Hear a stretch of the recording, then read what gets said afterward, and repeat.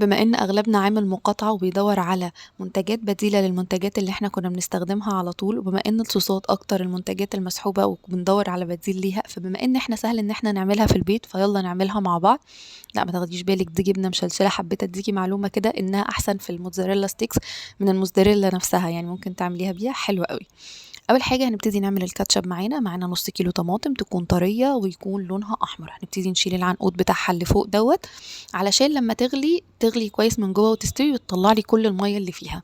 تمام، هنحطها بقى كده في طبق يكون غويط شوية أو حلة وننزل عليها بنُص كوباية مَيّة ونسيبهم يغلوا على نار هادية براحتهم. تمام، هنعمل بقى الهريسة على ما الطماطم تغلي كده. معايا ربع كيلو من الفلفل الأحمر، ممكن تشيلي البذور بتاعته لو حابة. هنحط معاهم ربع كوباية من الخل، وكمان هنحط معاهم العصير ليمونة كاملة، ده بيدّي طعم حلو أوي ومادة حافظة جميلة جدًا. الخطة إن أنا كنت هاعمل في الكبة، بس طبعًا الكبة ما رضيتش تشتغل، فأنا هاعمل في الخلاط. تمام، هنا بقى معايا هاحط كمان بابريكا وهاحط توم باودر، ممكن تحطي توم عادي. علشان طبعًا الفلفل يتطحن كده معايا في الخلاط، حطيت معاه زيت، أنتِ ما تحطيش الخطوة ديّة، ما تحطيش زيت لو أنتِ هتعمليه في الكبة بتاعتِك عادي جدًا، علشان الزيت بيفتّح لونه أصلًا. تمام، وهاحط كمان زيت على الوش ويا دوبك هاضربهم في الخلاط واحفظهم في البرطمانات. الطريقة دي سهلة جدًا وعلى البارد، وممكن الهريسة تقعد معاكِ أكتر من 3 شهور في باب التلاجة وما بيجرالهاش أي حاجة. تمام، وما تنسيش طبعًا إن أنتِ كمان تحطي الملح مع الهريسة.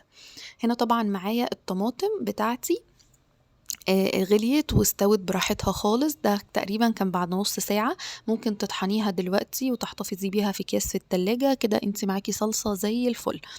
بُصّوا بقى دي خطوة مهمة جدًا، إن إحنا لازم نصفّيها على حاجة ضيّقة أوي، أنا باصفّي في المنخل العادي اللي باعمل فيه الدقيق، وممكن على مصفى تكون ضيّقة جدًا عندِك. تمام، علشان ناخد كده عصير pure ما فيهوش أي شوائب.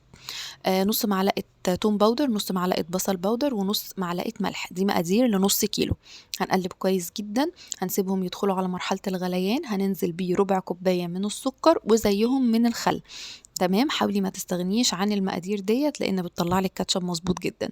معلقة من سكر الجلوكوز وهو كان جامد شوية عشان كان في التلاجة، برضه لو أنتِ ما عندكيش حطّي عسل نحل، ده بيلمّع الكاتشب وكمان بيدّي له قوام حلو جدًا.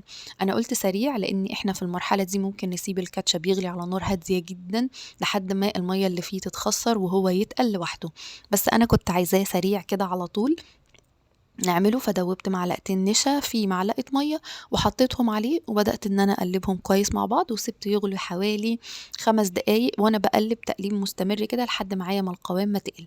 بُصّي ده قوامه وهو لسه ما بردش. هنا بقى حبيت إن أنا أعمل كاتشب حار، فحطيت شوية هريسة من اللي أنا عملتهم على الكاتشب اللي أنا عملته، بقى معايا كاتشب حار، ده أنا باحبه جدًا في التتبيلات بيبقى رائع، حلو أوي. وكمان ده الكاتشب العادي بتاعنا من غير أي إضافات، بُصّوا قوامه تحفة وإحنا لسه ما سيبناهوش يبرد. ودي كانت 3 صوصات من الصوصات اللي إحنا بنحب نجيبهم على طول من السوبر ماركت، سهلين ورخاص جدًا، جدًا إنِّك تعمليهم في البيت أحسن ما تشتريهم من برّه.